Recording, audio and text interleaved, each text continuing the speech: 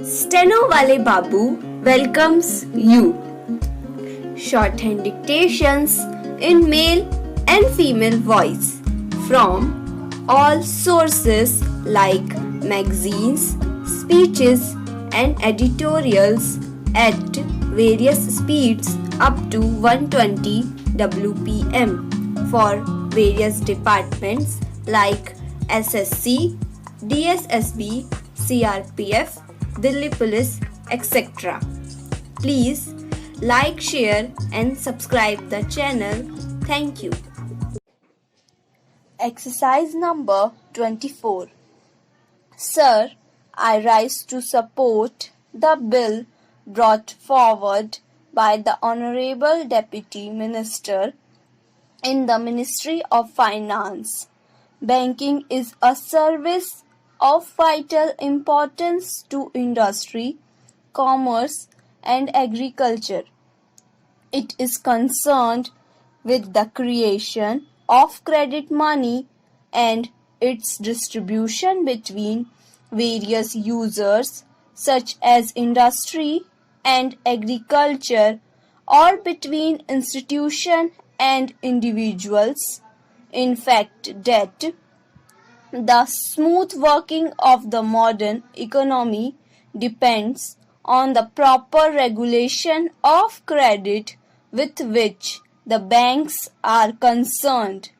The question, therefore, of recruitment of the personnel of banking institutions assumes great importance. The Banking Commission has recommended the establishment of such a commission in its report in 1972. In fact, government have been rather late in bringing forward this very important and necessary piece of legislation. Before nationalization, some of the big commercial banks had made some arrangements of their own for retirement of their staff. The Institute of Bank Management and the Reserve Bank of India through the Bankers Training College run some short-term and long-term courses for recruitment and training of bank staff. But these arrangements are not adequate even to meet the requirements for recruitment of higher cadres. The largest proportion of bank staff consists of clerks and cashiers. The recruitment policies followed by most of the Indian banks before nationalization were not based on either scientific lines. In several cases, even minimum qualifications were not insisted upon.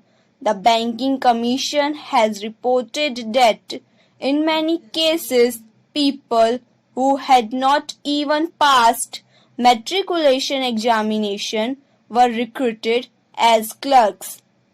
There was no proper evaluation of the aptitude or capacity, and very often caste and relationship determined the choice of candidates. Lack of training facilities, however, aggravated the problem, and banks found themselves with staff which had neither aptitude nor ability to carry out the jobs assigned to them.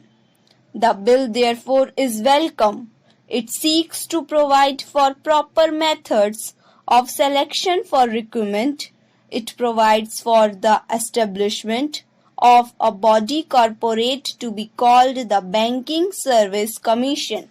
It shall be the duty of the Commission to hold competitive examination to recruit people for clerical and allied cadres, junior officer cadre, and such other officers cadre as the central government may by notification specify. It shall consist of a chairman and persons who, in the view of the government, are men of integrity, ability, and have experience of finance and business administration. The bill rightly attaches great importance to selection of people for the clerical cadre, because the clerical staff constitute the largest proportion of the total manpower, and it is they who give the banking service to the people. Rapid expansion of banking ensures further that many of them will soon get promotion to the officers' cadre.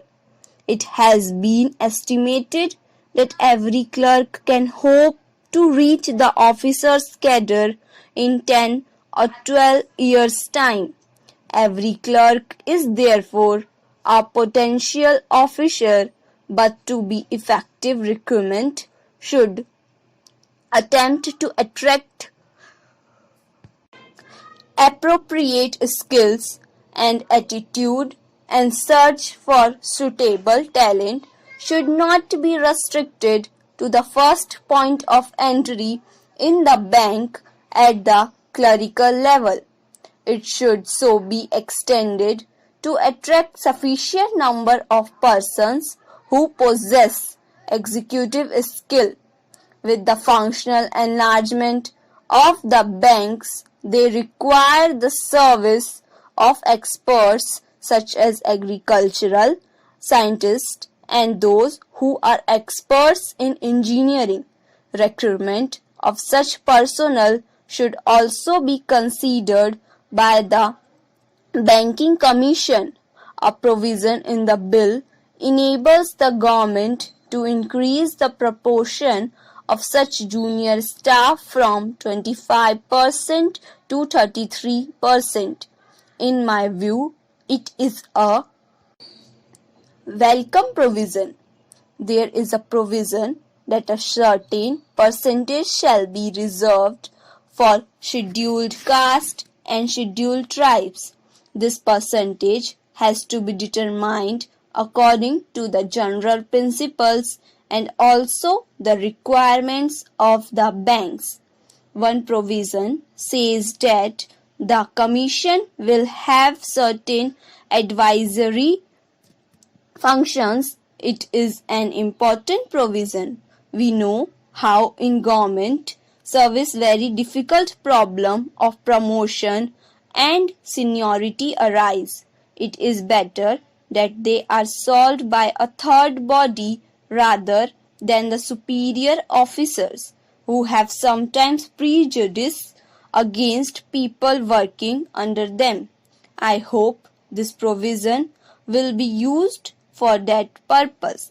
I will not take any more time of the House by dilating on the details of the bill. I hope the honorable members will accept the basic idea behind the bill.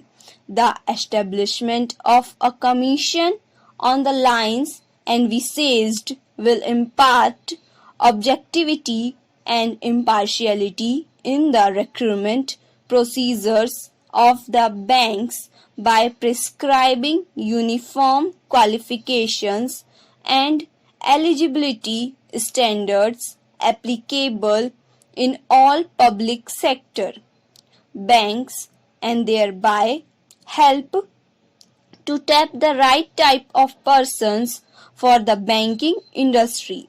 Finally, there is a last clause which says that the government may extend the provisions of the bill to other banks. If the Banking Service Commission could cover the recruitment of other commercial banks also, so much the better.